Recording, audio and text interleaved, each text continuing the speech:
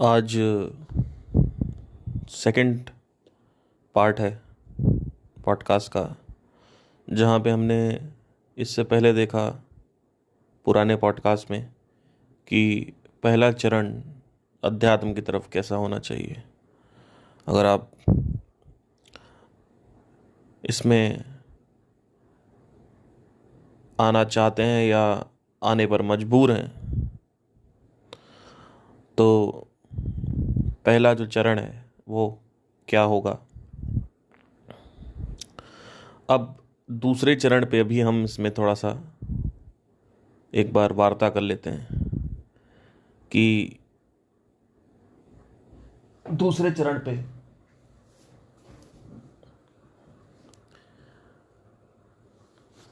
क्या करना होता है।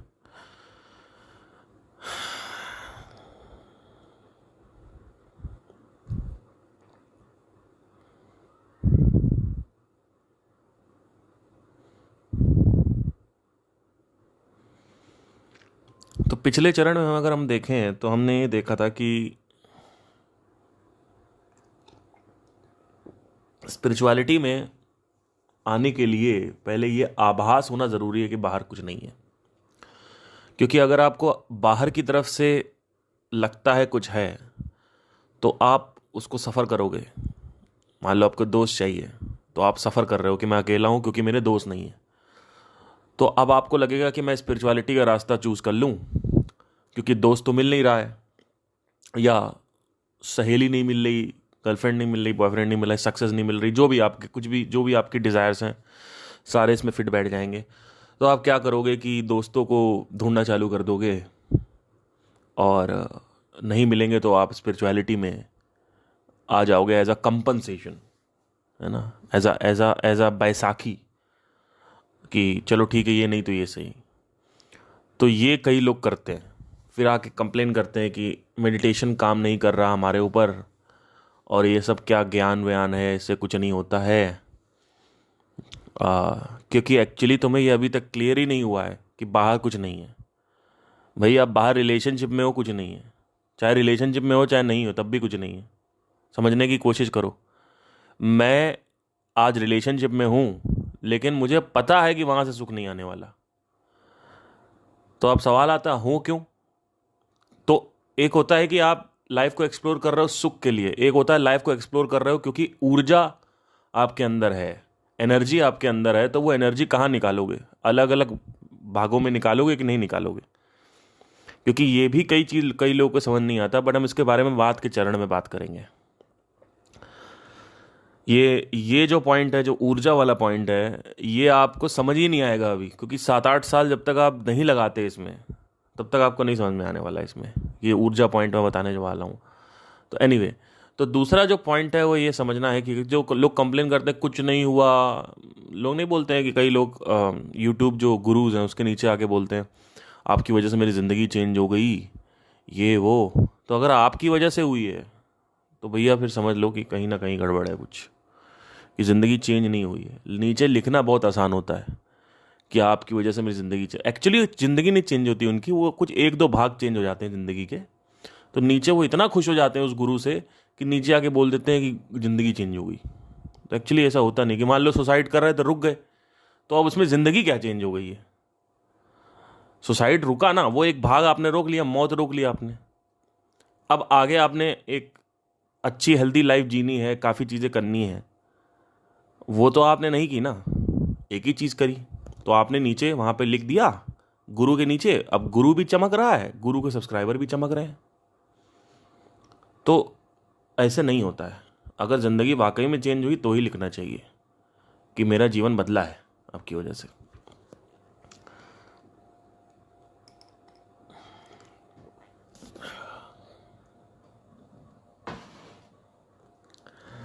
अब देखिए, मेरी बात ध्यान से सुनिएगा कि जब दूसरा चरण है पहले उसको क्लियर होना चाहिए कि पहला चरण क्या है। अब पहले चरण पे अगर आप पास आउट हो जाते हो तो दूसरा चरण है। अच्छा, एक चीज़ और भी बताना है कि पहले चरण पे अगर आप आउट हो गए, मतलब आपको समझ में आ गया कि हाँ बाहर कुछ नहीं है, लेकिन कई लोगों को नहीं समझ में आया, तो ये लोग को क्वेश्चन होगा कि सर हम बाहर, हमें लगता है बाहर कुछ है, हमें ऐसा लगता है कि एक लंबे बाल वाली लड़की मिल जाए जिसके बाल घने हो, सुंदर हो, अंदर से अंदर ही अंदर हम चाहते हैं, पर हम आपको नहीं बता रहे, दुनिया के सामने ये बोल रहे हैं कि भैया हमें तो स्पिरिचुअलिटी में जाना है।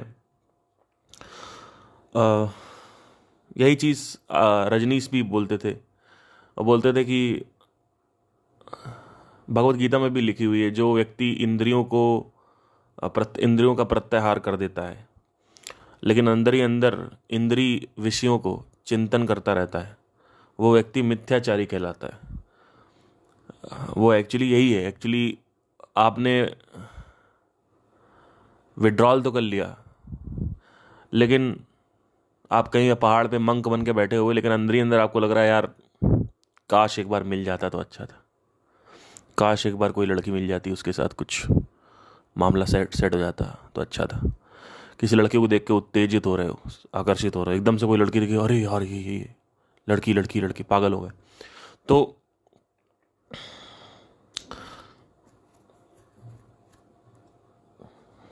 कैसे निकालें इसको, ये भी थोड़ा समझना ज़रूरी है, क्योंकि मैंने शायद बताया था लेकिन नहीं समझ में आया होगा। तो डिज़ायर को एक्सप्रेस करिए लेवल 1, लेवल 2, लेवल 3 तक। मतलब क्या, मतलब आपको प्राइवेट जेट लेना तो ये नहीं कि प्राइवेट जेट खरीद लो पहले, फिर ऐसा नहीं है। आप बाइक से, कार से समझ सकते हो, क्योंकि अल्टीमेटली ये सब ट्रैवलिंग ही करवाते हैं आपको। तो अगर आप ऑब्जर्व करो, सिर्फ एक कंप्यूटर खरीदो, और गेमिंग के लिए आपने खरीदा कंप्यूटर, और ऑब्जर्व करो। जैसे मैं जब कॉम्पैक्ट खरीदा था मैंने 2007 में, तो हम वाइस सिटी खेलते थे, सैन एंड्रियास खेलते थे। तो धीरे धीरे, उस वक्त तो ऑब्जर्वेशन इतनी अच्छी नहीं थी, लेकिन जब धीरे धीरे बहुत सारी और भी चीज़ें खरीदी, चीज़ें पाई, कॉलेज भी चले गए, वहाँ भी मतलब एक बेचैनी थी, सब कुछ अच्छा था, बट कहीं ना कहीं एक समझ में आता था मुझे कि हाँ भाई इससे नहीं हुआ, इससे नहीं हुआ, इससे नहीं हुआ। तो आप देख रहे हो कि नहीं देख रहे हो? Are you seeing it? क्या आप उसको देख रहे हो? क्या आप उसको वॉच कर रहे हो, ऑब्जर्व कर रहे हो कि भाई कंप्यूटर खरीदा था ये सोच के, लेकिन ये नहीं मिला। ऐसे ही बाइक खरीदूंगा कुछ सोच के, फिर वो नहीं होता है। आपने बाइक खरीदा, ये करूंगा, वो करूंगा, ये करूंगा, वो करूंगा, जैसे ही बाइक मिल जाती है आप सारे डिज़ायर पूरे करते हो। लड़की को पीछे बैठाते हो बिना हेलमेट के, उसको कानपुर से लखनऊ ले जाते हो, या वॉटेवर, दिल्ली से मुंबई जाते हो, लद्दाख जाते हो, कहीं भी जाते हो। और उसके बाद फिर बाइक की रंगबाजियाँ हैं आपकी, 120 पे भगाना, और स्टाइल मारना, हुए हुए ऐसे करना, और स्टंट मारना। जो भी तुमने सोचा था तुमने कर लिया। अब तुमको क्या अभी एहसास हो रहा है कि जो तुमने सोचा था वो है, मिला कि नहीं मिला? अगर तुमको ये एहसास हो जाता है ना, तो तुम एक बहुत ही इंटेलिजेंट इंसान हो। अब तुम्हारी ज़िंदगी में ये पॉसिबिलिटी है कि अध्यात्म घुस सकता है। नहीं तो ऐसे ही भेड़ बकरी चाल में चलते रहो, समझ में तुमको कुछ नहीं आने वाला। और मेरा पॉडकास्ट सुनोगे, या ओशो का सुनोगे, या संदीप को सुनोगे, किसी को भी सुनोगे, उनको तुम्हें माँ बहन की गालियाँ ही देनी है, और मेरी तरफ से भी आपको वही गालियाँ मुबारक हैं अगर आप दे रहे हैं तो लोग सुनते होंगे, आप लोग सुनते होंगे एकदम से ये पॉडकास्ट एकदम घूमने को लगता है। एनीवे, तो तो मेरे हिसाब से जो चीज़ें हैं वो एकदम स्पष्ट रहे तो सही है। तो डिज़ायर को व्यक्त करना है, डिज़ायर को व्यक्त करते वक्त उसको देखते रहना है कि हाँ भाई ये करना है। डिज़ायर को रोकना नहीं है। कि आपको आज तक किसी से प्यार नहीं हुआ और आप सोच रहे हो मैं स्पिरिचुअलिटी को प्यार करूँगा, क्योंकि ऐसे मेरा एक फ्रेंड था, वो बोलता था मुझे गिटार से प्यार है, सॉरी गिटार मेरी गर्लफ्रेंड है। तो ऐसा नहीं होता है, गिटार आपकी गर्लफ्रेंड नहीं है। आप गिटार है, गर्लफ्रेंड गर्लफ्रेंड है। गिटार बजाना, एक गिटार से एक अलग प्लेजर मिलता है, गर्लफ्रेंड से अलग प्लेजर मिलता है। गिटार को गर्लफ्रेंड नहीं बनाना है, गिटार ही मेरी गर्लफ्रेंड है। मतलब चाहिए आपको गर्लफ्रेंड ही, आपके डायलॉग में यही है, चाहिए आपको अल्टीमेटली गर्लफ्रेंड ही। तो आपने गिटार को कंपनसेट कर दिया। आप गिटार की जो असलियत है उस पर आप उसको स्वीकृति नहीं है आपको उसकी, आपने गिटार की असलियत बदल रहे हो आप। इसका मतलब चाहिए आपको गर्लफ्रेंड ही, तो आप अपने आप से झूठ बोल रहे हो, दुनिया से तो झूठ बोल ही रहे हो। तो पहले तो अपने आप से सच बोलना सीखो कि मुझे चाहिए क्या है, मुझे क्या सच में चाहिए, क्या नहीं चाहिए, क्या चाहिए। आपका मन अगर नहीं मान रहा है कि भाई मेरा मन नहीं मानता, मुझे ये चाहिए ही चाहिए, तो करो उसको। उसको जब आप कर लोगे, उसका रस पूरा निचोड़ लोगे। बाइक खरीद लिया, बाइक को 2-3 महीने 4 महीने अच्छे से रौंदा, सारी चीज़ें करी। ये नहीं कि बाइक खरीद के रोक लिया कि चलो ठीक है लड़की बाद में घुमाएंगे, या लद्दाख बाद में जाएंगे, या स्टंट बाद में मारेंगे। जो तुम्हें करना है तुमने कर लिया, बाइक से स्टाइल मार लिया, रिश्तेदारों को दिखाना था, दोस्तों को दिखाना था, दिखा दिया, सब करके देख लो।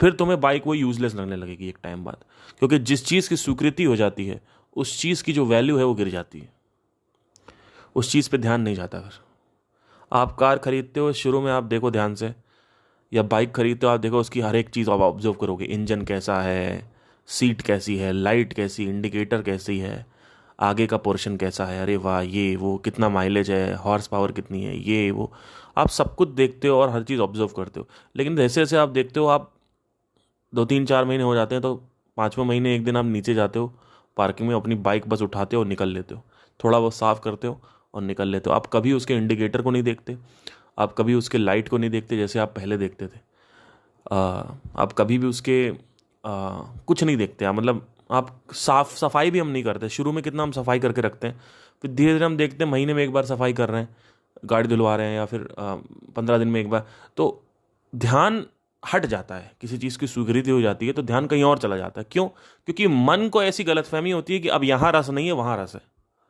तो ये रस टू रस जो है ना, ये रस जो है ये चेंज होता रहता है।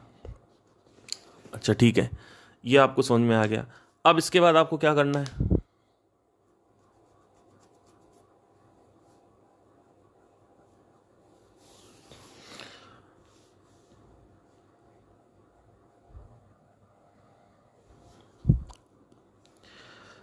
तो ये 2 चरण आपके, पहला चरण ये है कि ये समझना, उसके बाद आपको ये निकालना डिज़ायर को कैसे है, वो आपका क्लियर हो चुका है।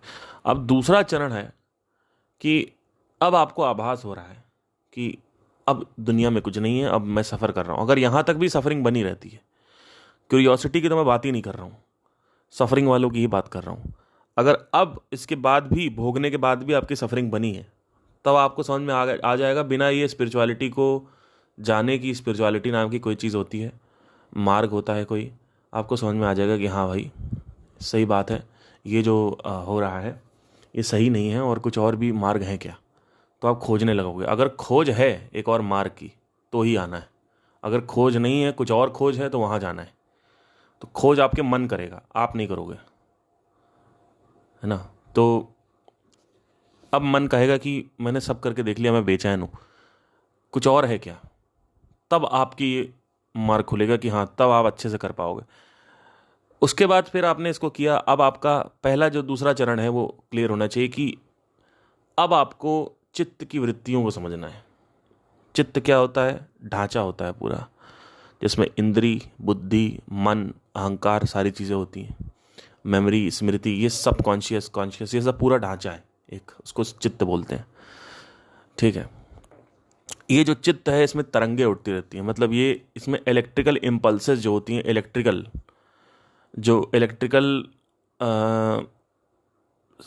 क्रिया होती है वो ज़्यादा होती रहती है। इलेक्ट्रिक इम्पल्सेस जो है वो भागती रहती है, टक टक टक टक टक टक टक टक टक टक टक टक, ऐसे एक मशीन है वो ऐसे आवाज़ करे, भड़ भड़ भड़ भड़ भड़ भड़, तो इट्स लाइक तरंगे उठ रही हैं। इसी को हम ओवर थिंकिंग कह सकते हैं। इसी को कह सकते हैं कि आपका ब्रेन हमेशा एक्टिवेट रहता है ड्रीम होने के बाद भी, मतलब सोने के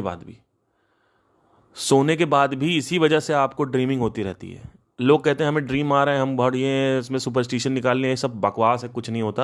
आप रेस्टलेस हो, आप सो ही नहीं पा रहे हो, क्योंकि मोमेंटम बना हुआ है ना। मोमेंटम बना किस चीज़ का हुआ है? थिंकिंग करने का। अब एकदम से आप भट्ट से सोओगे तो होगा क्या कि वो थिंकिंग कंटिन्यू हो जाती है, शरीर सो जाता है। उस थिंकिंग को जब हम सोते हुए कर रहे होते हैं तो उसको हम ड्रीमिंग बोलते हैं। और उस ड्रीम में लॉजिक नहीं होता, कुछ डिसर्न माइंड खत्म हो जाता है, सो जाता है। और तो जो भड़बड़ भड़बड़ दिन के सारे आवाज़ें हैं, या पहले की कोई मेमोरी प्ले हो जाएगी, या कुछ इमेजिनेशन में आप चले जाओगे, कुछ काल्पनिक दुनिया बना लोगे उसमें, तो it keeps it self activate. It is exactly like a machine. It's like आप स्पेस में बॉल को किक कर रहे हो, तो अब वो बॉल चलती चली जाएगी जब तक आप उसको दूसरे फोर्स से रोको नहीं। वही चीज़ है, आप सुबह सोते हो, उठते हो, दुनिया की सारी चीज़ें अपने इंद्रियों के थ्रू डालते रहते हो, स्पेशली सोशल मीडिया और बातें और लोगों के ये अपने खुद के डिज़ायर्स और जिम्मेदारियाँ। उसके बाद रात में सोते हो तो वही सब प्ले हो रहा होता है। फिर लोग कहते हैं हम ड्रीम कर रहे हैं, हाँ सांप का सपना आया, इसका सपना आया, भूत का सपना आया। ये सब बकवास है, ये सब बकवास है, इसमें कुछ नहीं होता है। ड्रीम का कोई रिलेशन नहीं किसी भी चीज़ से, कि दांत टूट रहे थे मैंने देखा मेरे दांत टूट रहे हैं तो कुछ ये होने वाला है। ये सब सुपरस्टिशन 0.1%, 0.2% कभी कभार ऐसा होता है कि एक मिस्टिकल चीज़ होती है, लेकिन उसके बारे में मैं चर्चा नहीं करूँगा। बट बाकी 99.9999999% अगर आप देखोगे तो it's not going to.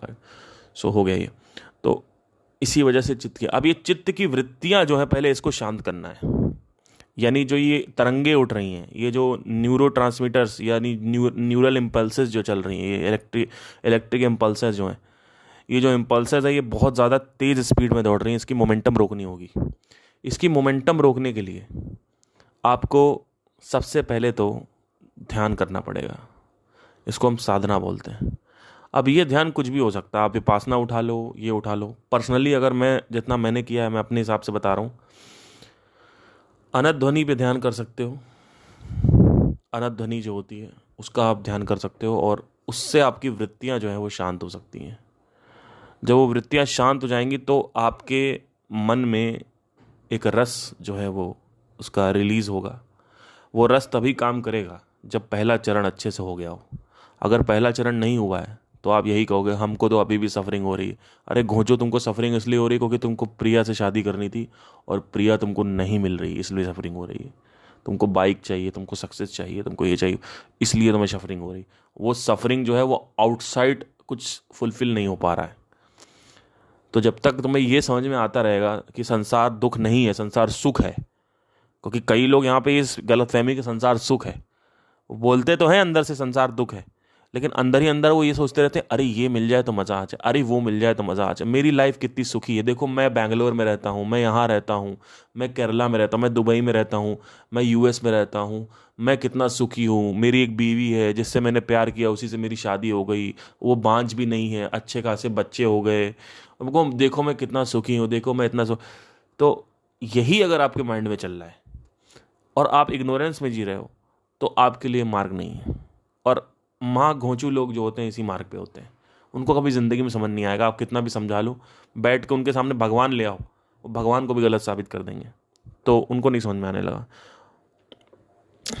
Highly intelligent आदमी के लिए रास्ता है ये। हाईली इंटेलिजेंट, शार्प होनी चाहिए इंटेलेक्ट बहुत ज़्यादा, जहाँ पे आपको आभास हो जाए। अब जब आप, कई लोग यहाँ भटक गए, कई लोगों ने, कई गुरुओं ने मेडिटेशन पे कोई जोर नहीं दिया और ज्ञान, नया नया ज्ञान देते रहे, और उनके जो शिष्य हैं वो ज्ञान लेते रहे, और शिष्यों को भी लग रहा आहा मज़ा आ रहा है। चाहे ज्ञान पवित्र हो चाहे अपवित्र हो, चाहे ज्ञान फ्रेश हो, नया हो, भिन्न हो, सृजनता से भरा हुआ हो, क्रिएटिव हो, ज्ञान कोई भी क्रिएटिव ज्ञान हो, चाहे कोई भी ज्ञान हो। ज्ञान मतलब क्या कि मैंने कुछ ऑब्जर्व किया, वो भी ज्ञान ही है अल्टीमेटली। जैसे मैंने कुछ ऑब्जर्व किया और मैंने आपको बताया, ये ज्ञान है। तो इससे भी कुछ नहीं होने वाला। ये आगे की स्टेज है, ये थर्ड स्टेज है, सेकंड स्टेज नहीं है ये। सेकंड स्टेज पहले है चित्त की वृत्तियों को नीचे गिराना है। इन वृत्तियों को जो ये एक्टिवेट हुई पड़ी हैं, भड़बड़ भड़बड़ हुआ है, ये पहले शांत हो, तब आपके सबकॉन्शियस में कुछ पेनिट्रेट होगा। अब आपको एक चीज़ समझना ज़रूरी है। इसको ऐसे समझ लो कि सबकॉन्शियस जो है वो आपका समुंदर का निचला तल है जहाँ पे अंधेरा होता है, और कॉन्शियस जो है वो समुंदर का सरफेस तल है जहाँ पे रोशनी आ रही होती है। ये जो रोशनी है ये बेसिकली आपका समुंदर के सरफेस के तल पे जो प्रकाश है वो आएगा, और अगर वहाँ गंदगी पड़ी है तो प्रकाश अंदर नहीं जाएगा। वो प्रकाश अंदर तभी जाएगा जब वो गंदगी क्लियर हो। वही गंदगी जो है वो ओवर थिंकिंग है, वही स्मृतियाँ हैं, वही जो स्वप्न है। ये समझ लो कि अगर आपका शून्यता आ रही ना सोते वक्त, तो आप समझ जाओ कि आपकी ज़िंदगी सही हो रही है। अगर बहुत सारे सपने आ रहे हैं तो समझ लो आपकी ज़िंदगी झंड है।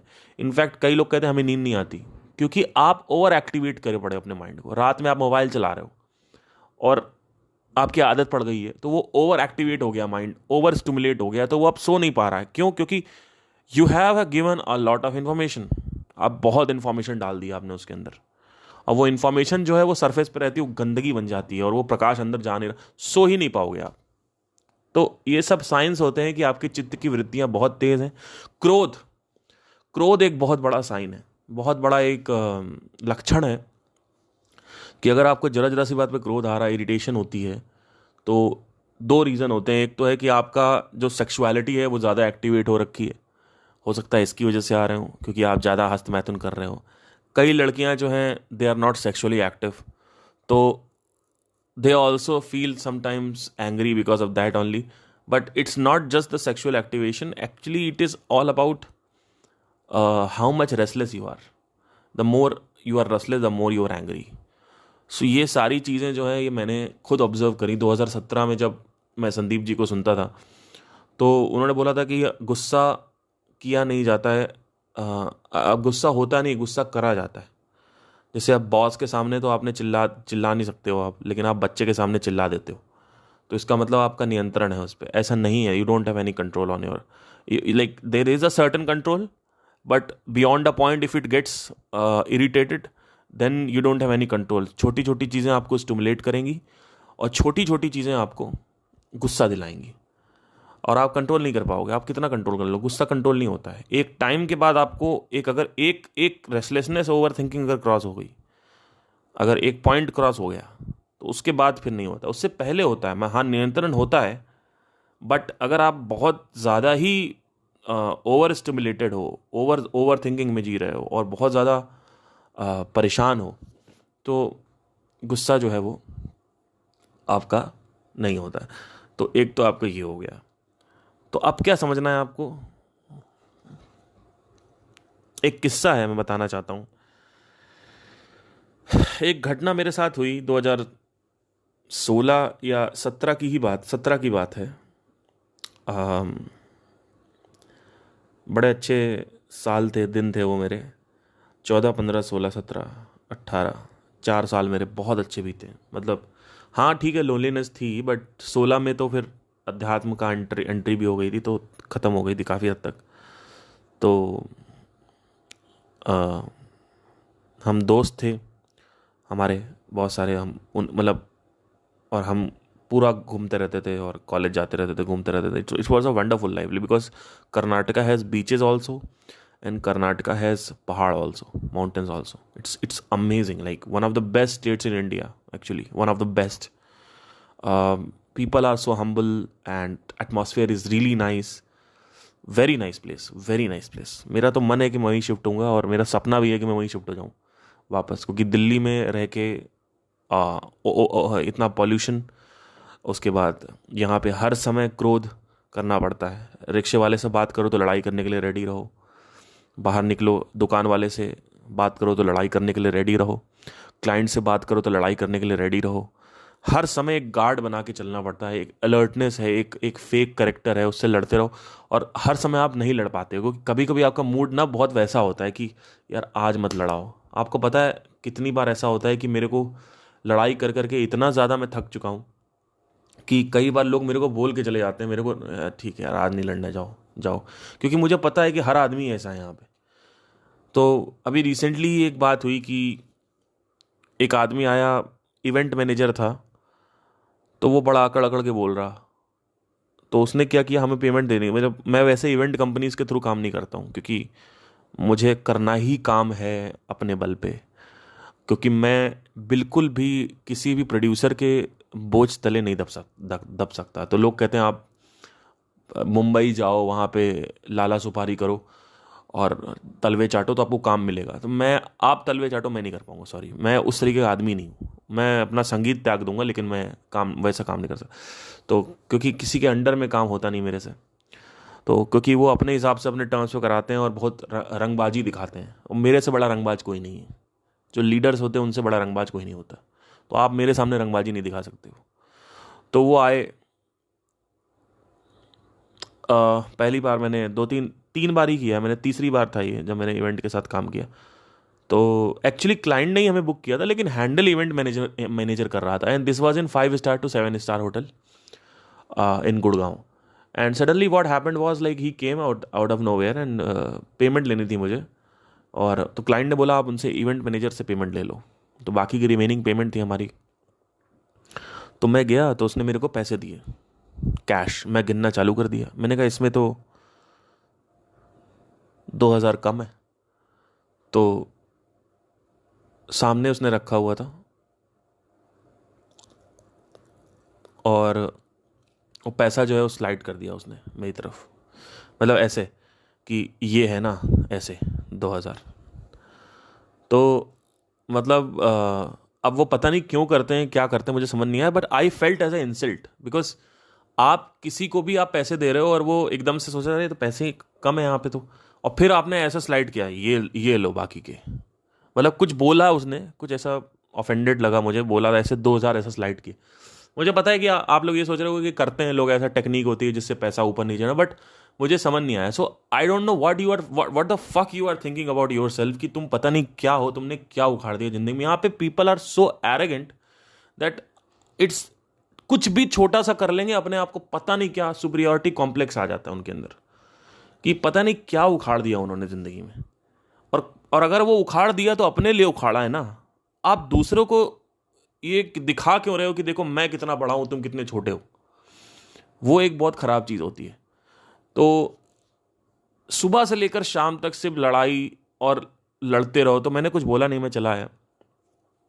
कई बार क्लाइंट से बहस होती है, कई बार साउंड वाले से बहस हो जाती है, साउंड वाले भी कमीने होते हैं, उनसे भी बहस करके बात करो। मतलब लड़ने के लिए रेडी रहो, लड़ने के लिए आप रेडी रहो हर जगह।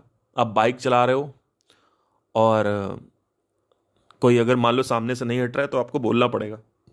जैसे आप बाइक चला रहे हो, अब सामने कोई आदमी है, जानबूझ के वो हटा नहीं रहा है, अब आप हॉर्न दे रहे हो, तब से काफी टाइम से हॉर्न दे रहे हो, सुन रहा है लेकिन हटा नहीं रहा, सुन रहा हटा नहीं रहा। अरे भाई अब क्या करोगे आप या तो पीछे लगे रहो और धीरे धीरे चलते रहो उसके साथ, और या तो उसके बगल से निकलो, उसको गरियाओ। तो वही मैं करता हूँ। जैसे मैं निकलता हूँ तो मैं पहले हॉर्न दिया, मैंने नहीं नहीं हटा रहा, फिर हॉर्न दिया नहीं हटा रहा, फिर हॉर्न दिया नहीं हटा रहा, फिर हॉर्न दिया नहीं हटा रहा, फिर हॉर्न दिया नहीं हटा रहा। भैया निकलने दो, या तो तुम तेज चलाओ, तुम चला 30 पे रहे हो, मुझे 60 पे निकलना है, लेकिन तुम आगे से। अब उसके बगल से सुनाई नहीं दे रहा क्या तुम्हें, सुनाई बह रहा है क्या भाई। तो इस तरीके से थोड़ा कभी कभी हो जाता है। तो हर समय आप लड़ने के लिए रेडी रहो यहाँ पे साला हर समय लड़ने के लिए रेडी रहो। तो वो चीज़ कभी कभी नहीं हो पाती, बिकॉज मैं उस तरीके का इंसान नहीं हूँ। मुझे काम डाउन जीना पसंद है, लेकिन दिल्ली में रह रह के हर समय आप लड़ने के लिए रेडी रहो। मतलब अभी रिसेंटली ही एक मेरा बैंड का ड्रमर था, उसने मेरे बैंड मेंबर के साथ, पीछे जो मेरा पुराना बैंड मेंबर है कीबोर्डिस्ट, उसके साथ उसने गाली दे दी मेरे को। और कीबोर्डिस्ट ने मेरे को कॉल कर दिया, कहता भैया आपको ये गाली दे रहा है क्या। मैंने कहा क्या बोल रहा है, कह रहा वैन चो। मैंने कॉल किया, हाँ भाई क्या हो गया। मैंने कहा ऐसे कैसे कोई बोल सकता है, क्योंकि अब किसी ने बोल दिया। अब यहाँ पे ये हो सकता है, अरे ठीक है ना, दुनिया ऐसी, हम तो स्पिरिचुअल हैं। यहाँ पे ये भी हो सकता है, ठीक है, अगर आप डाइजेस्ट कर ले जा रहे हो, आपका मूड वैसा है कि आप ठीक है, चलो ठीक है, इसको बस निकालना है, कुछ बोलना नहीं है, निकाल दिया उसको, ठीक है। लेकिन अगर वो प्रॉब्लम क्रिएट कर रही है माइंड में और आपको लगता है कि यार नहीं यार मुझे बोलना है नहीं, और वो प्रॉब्लम, आपका दिन खराब हो रहा है, पूरा दिमाग खराब हो गया, तो अब आपको बोलना चाहिए, क्योंकि अब वो नहीं निकलेगा तो आप परेशान होगे। एक तो उसने गाली दी, उसके बाद आपका पूरा दिन खराब कर दिया, अब वो 3-4 दिन में दबता रहेगा, अंदर ही अंदर दबा दबा के अपने उसको सबकॉन्शियस में भेज दोगे आप। तो उसको एक्सप्रेस करो, फटाफट एक्सप्रेस करो। तो मैं पहले रुका, 2 घंटे में चलता रहा मेरे माइंड में। मैंने कहा यार इसने गाली दी थी मेरे को, गाली क्यों दी इसने। मैंने कॉल किया, मैंने कहा हाँ भाई गाली क्यों दी थी तुमने। कह रहा मैंने कब गाली दी। मैंने कहा ये चैट तुमने भेजी, गाली क्यों। कह रहा अरे वो तो दिल्ली में सब बोलते हैं। मैंने कहा अभी मैं बोलता हूँ तेरी माँ की चू, तो तू दिल्ली सुन लेगा, तू सुनेगा। बोलता है नहीं नहीं नहीं नहीं, मैं नहीं सुनूंगा। मैंने कहा तो क्यों तुमने गाली दी, तुम्हें लगता है तुम पीठ पीछे मेरी बुराई करोगे और उसके बाद तुम्हें बच के निकल जाओगे तुम। कहता है यार उसने क्यों बोल दिया, मैं तो ऐसे ही बात कर रहा था। मैंने ऐसे तो मैं भी बोल सकता हूँ तेरी माँ की चू, बोलूँ अभी, दिल्ली में बोलते तो हैं, बोलूँ अभी फ़ोन पे। कहता है नहीं नहीं नहीं नहीं। कहता है अरे भाई सॉरी यार अगर बुरा लगा हो तो। मैंने कहा अब तो तुम सॉरी बोलोगे ही और पीठ पीछे फिर तुम बुराई करोगे, क्योंकि ये लोग नाग नागिन सपेरे होते हैं ये लोग। ऐसे लोग, ये पैटर्न रिकग्निशन समझना जरूरी है। आपको एक चीज़ बताता हूँ, वो सीक्रेट। कुछ लोग जो होते हैं वो ऐसे ही होते हैं, इनका पैटर्न रिकॉग्नाइज करना होता है। कुछ ऐसे पैटर्न्स होते हैं दुनिया में कि वो नेगेटिव पैटर्न होता है, वो उसी ग्रुप में होते हैं। ये ग्रुप्स होते हैं, ये दुनिया ग्रुपों में बटी हुई है, समझना जरूरी है। इसलिए पेरेटो प्रिंसिपल यहां बहुत जरूरी है समझना। ये दुनिया ग्रुप में बटी हुई है। आप अगर कोई सांप है तो वो सांप है, वो आपके सामने हो सकता है कुत्ता बने, छोटा पपी बने क्यूट, लेकिन वो सांप है तो सांप है। तो ये दुनिया ग्रुप में बटी हुई है, दुनिया एक मोमेंटम में चल रही है, उनकी एक हैबिचुअल पैटर्न है, वो एकदम से बदल नहीं देंगे उसको। तो ऐसे आप देखोगे कि आपको बस ये रिकॉग्नाइज करना होता है ये किस ग्रुप का है। और मैं जब भी किसी से मिलता हूं मुझे समझ में आ जाता है, मैं दो ग्रुप्स बांटता हूं, एक है मेरा ग्रुप, एक है पराया ग्रुप। ये दो ग्रुप्स हैं मेरे। जैसे मैं किसी से मिलता हूं, वैसे तो बहुत अनेकों ग्रुप हैं, लेकिन मैंने अपने हिसाब से ग्रुप बना रखे हैं कि मुझे जैसे कोई मिलता है मैं सोचता हूं कि इसके साथ काम करना है कि नहीं करना। सबसे पहले मैं नेचर देखता हूं कि आपके अंदर सुपीरियरिटी कॉम्प्लेक्स तो नहीं है, आप ऐसा तो नहीं सोच रहे हो कि मैं इन सबसे बड़ा हूं। क्योंकि कई बार ऐसा होता है, आप बड़े शोज करके आ रहे हो, बड़े इवेंट्स करके आ रहे हो, बड़े गिग्स करके आ रहे हो, तो आपको लगता है ये लोग अभी छोटे हैं तो मैं इनको सिखाऊंगा इसकी मां का। और आप लीड कर रहे हो, और एज अ बैंड जब आप अरेंजमेंट्स कर रहे हो जैम पैड में बैठ के, तो क्या होता है, आपको अरेंजमेंट मतलब होता है म्यूजिक बनाना, किस तरीके से फ्लो जाएगा। तो एक आदमी लीड करता है, वो है या तो सिंगर लीड करेगा, या तो ड्रमर लीड करेगा, या तो कोई एक आदमी लीड करता है। तो मेरे बैंड में ज्यादातर 99% बैंड में लीड सिंगर जो होता है वो कहता है भाई इसको वायलिन को ऐसा रखना है, यहाँ पे कीबोर्ड को ऐसा रखना, ड्रम्स को वैसा रखना। मुझे कई ऐसे भतेरे घोंचू मिले हैं जो मेरे बैंड में आएंगे, ज्वाइन करेंगे, और वो बताने लगेंगे ड्रमर को। अब ड्रमर कंफ्यूज हो रहा है, वो कह रहा पार्थ पार्थ भैया तो ऐसे बोल रहे हैं, वो ऐसे बोल रहे हैं, वो ऐसे। तो उसके बाद फिर धीरे धीरे उनका अंदर ही अंदर उनको लगता है कि मेरे सामने तुम कुछ नहीं हो, मेरे सामने तुम कुछ नहीं हो। तो ये पैटर्न होता है, ये आपको रिकॉग्नाइज करना होता है जब आपको टीम बनानी होती है अपनी। ये लोग नहीं चलते किसी के साथ, they are not a follower pattern. ये फॉलोअर नहीं है, ये टीम प्लेयर्स नहीं है, ये किसी के साथ काम नहीं कर सकते। इनको काम मिलेगा भी तो कल किसी दूसरे के साथ लड़ाई हो जाए। फिर बाद में मेरे को ड्रमर बोलता है कि भैया हाँ ये तो मेरे साथ भी इसका हो चुका है, और ये एक्चुअली इसके अंदर बहुत एटीट्यूड है। तो ऐसे कितनी बार हुआ कि एक बार मेरे साथ केस हुआ जहाँ पे ड्रमर ने कुछ ड्रमर के साथ कुछ हुआ, और पता नहीं क्या किस बात का उसको गुस्सा आया, और एक दिन पहले उसने पहले मेरे कीबोर्डिस्ट को मिलाया, गाली दी। उसने भी गाली दी, दो लोग गाली दे चुके हैं। और उसके बाद कीबोर्डिस्ट ने मेरे को बता दिया कि भैया गाली दे रहा है आपको। उसने गाली चूतिया बोला था, एक ने तो बैंचो बोला, एक ने चूतिया बोला। तो चूतिया वाले की बात बता रहा हूँ। तो उसने चूतिया बोला, तो और अगले दिन हमारा इवेंट था, तो कहता है मैं काम नहीं करूँगा, मतलब मुझे नहीं आना तुम्हारे इवेंट। मैंने बोला फ़ोन नहीं आया। मैंने कहा पहली चीज़ तो कि अगर तुम्हारी औकात है तो तुम मेरे सामने गाली दो। तुम पीठ पीछे क्या गाली देते हो? पीठ पीछे चूहे गाली देते हैं। शेर हो तो मेरे सामने गाली दो, लेकिन तुम्हारी हिम्मत नहीं गाली देने, तुम्हें पता है कि मैं तुम्हें 10 गाली और दे दूंगा। तो तो फिर कहता है कि तुमने ये कर दिया, तुमने मतलब कुछ इवेंट, मतलब कुछ किस्सा हुआ था, मैं बताऊंगा नहीं उसमें क्या हुआ था, मतलब इट्स वेरी लॉन्ग स्टोरी। तो मैंने कहा ठीक है, कुछ भी होता आराम से बैठ के बात होती। आपको किसने हक दिया गाली देने का? किसी को भी। आपको मैंने आज तक गाली दी? आपको टाइमली पेमेंट करी मैंने, आपको आज तक गाली नहीं दी। आप क्यों गाली दे रहे हो? आपको क्या लगता है मैं आपका दोस्त हूं? आप मैं गाली दे रहे हो? आपको तमीज नहीं है कि किसके साथ कैसे काम करना है? अगर आपको नहीं समझ में आ रहा है आप छोड़ो। आप किसी को भी गाली दोगे, कोई कैसे आपको छोड़ेगा बताइए? तो बोलता मैं नहीं आऊंगा कल के इवेंट में। मैंने कहा सुन, मैंने कहा मैं तेरे जैसे 365 ड्रमर मेरे पिछवाड़े पे बैठे रहते हैं। मैंने ऐसे बोला उसको। मैंने कहा मेरे तेरे से 365 ड्रमर पीछे बैठे रहते हैं। तो जैसे ही मैंने कहा अब तू सुन। मैंने कहा तू आ चाहना, अभी रुक, आधे घंटे में ड्रमर बुक करता हूं मैं, रुक। तुम्हें क्या लगता है ये मेरे साथ पहली बार हुआ है? मेरे साथ तुम्हारे जैसे लोग पहले मिल चुके हैं, तो मैं पहले ही सीख चुका हूं। मेरे पास 15 ड्रमर होते ही होते हैं, 15 ड्रमर मेरे पास होते ही होते हैं। अब बताओ, मैं पहले ही रखता हूं। क्यों? क्योंकि मुझे पहले, मैं सीख रहा हूं। मैं पहले भी हो चुका है मेरे साथ कई बार कि एकदम से लास्ट मोमेंट पे ये लोग बैकआउट, क्योंकि इनका दिमाग लॉजिकल नहीं चलता। ये साले होते इमोशनल है। संगीतकार इमोशनल होता है, बुरा लगे तो लगता रहे। उनको समझ ही नहीं आता, वो अपने हिसाब से चलते हैं। पता नहीं क्या बात हो जाएगी, कुछ ज्यादा पता नहीं क्या सोच लेंगे, एकदम से क्या हो जाएगा, आई हैव नो आइडिया। पहले 5,000 रुपए में तुमने बुक कर लिया कि चलो 5,000 तुम्हें मिल रहा है। अब तुमको अंदर ही अंदर लगता है कि ये 5,000 क्यों दे रहा है, 6,000 दे सकता था। 5,000 क्यों दे रहा है, 6,000 दे सकता था, 7,000 दे सकता था। 5,000 क्यों दे रहा है, 5,000? अबे साले पागल हो क्या? अगर तुमको 5,000 में नहीं करना है तो तुम पहले ही मना करो। तुमने 5,000 में शो बुक कर लिया मेरे साथ, अब नॉर्मल जो मार्केट का रेट है वो 3 से 4 हज़ार है, 5 हज़ार, 3 से 5 हज़ार है मार्केट रेट। अगर आप उठाओगे किसी भी इंस्ट्रूमेंटलिस्ट को दिल्ली में, तो तुम 5 हज़ार में कर रहे हो, तो भाई तुम मुझे ये बताओ ना कि तुम 5 हज़ार में अगर कर रहे हो तो मत करो, और जब तुम कर रहे हो तो मेरे पीठ पीछे तुम बुराई कर रहे हो सबकी कि 5 हज़ार दे दिया, बताओ 5 हज़ार दे दिया। अरे मत करो ना, शुरू में क्यों किया तुमने? तो ये इनका इमोशंस इतना गंदा हावी होता है इनके ऊपर कि इनको समझ ही नहीं आता है।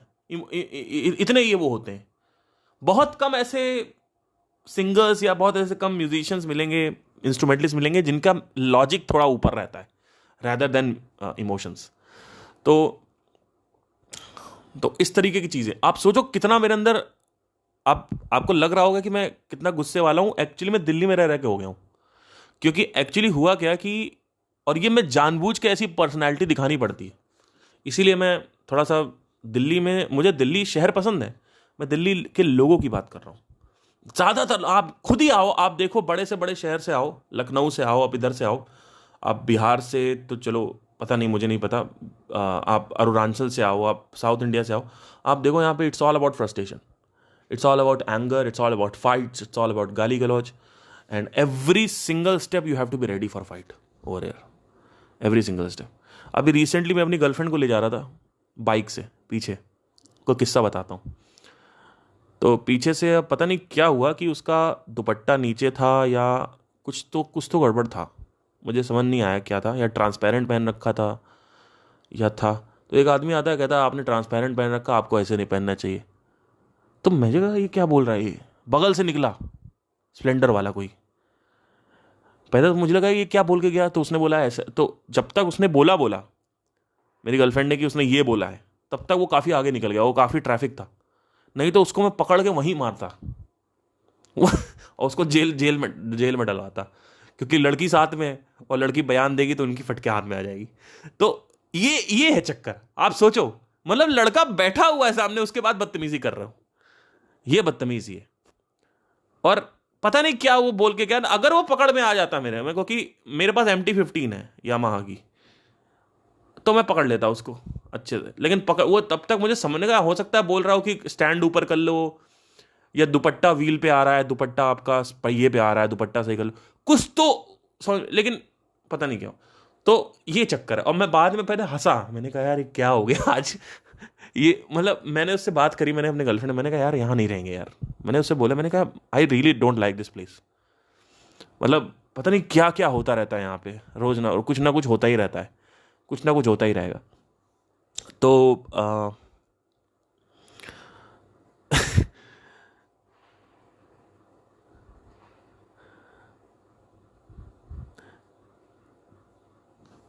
ये जो गुस्से का पूरा मामला है, अब यहां पे आपको गुस्सा कराया जा रहा है तो आपको गुस्सा आएगा, ठीक है, आप इसको कंट्रोल नहीं कर सकते, वो निकालना जरूरी भी है। कुछ गुस्से होते हैं जो बैठे बैठे आप अगर उल्टी सीधी चीज़ें करते रहते हो, खाते रहते हो, तो उससे होते हैं, फिजिकल एक्टिविटी नहीं होती। तो you can not handle the गुस्सा like that, just like that. So चित्त की जो वृत्तियां हैं बेसिकली, वो बेसिकली गिराना ज़रूरी है। और जब उसको गिराओगे किसी मेडिटेशन करके, तब आपका मन थोड़ा शांत होगा। इसका साइन ये है कि आपकी ड्रीमिंग रुक जाएगी, आप देखोगे आप सो अच्छे से पाओगे जल्दी से। तो ये सब अगर साइंस आ रहा है, समझ लो अब आपकी चित्त की वृत्तियां रेडी हो चुकी हैं। तो आपने 15 दिन 20 दिन मेडिटेशन किया, अब आप रेडी हो ज्ञान के लिए। तो अब हम अगला देखेंगे ज्ञान योग। अभी हमने साधना योग या ध्यान योग देख लिया, अब अगला जो है ज्ञान योग क्या होता है वो हम समझने की कोशिश करेंगे। और फिर हम ज्ञान योग के बाद एक और योग है जो है ध्यान योग। ध्यान में सिर्फ ये वाला ध्यान नहीं है, साधना ध्यान नहीं, ये साधना योग तक कह सकते हैं। ध्यान योग मतलब ऑब्जर्वेशन, ये भी ज़रूरी है ज्ञान के बाद। सिर्फ ज्ञान से नहीं होता कि आपने भगवत गीता पढ़ा और आपको समझ में आ गया, नहीं, ऐसा नहीं होता है। तो होप आपको समझ में आया हो। Thank you, take care, bye.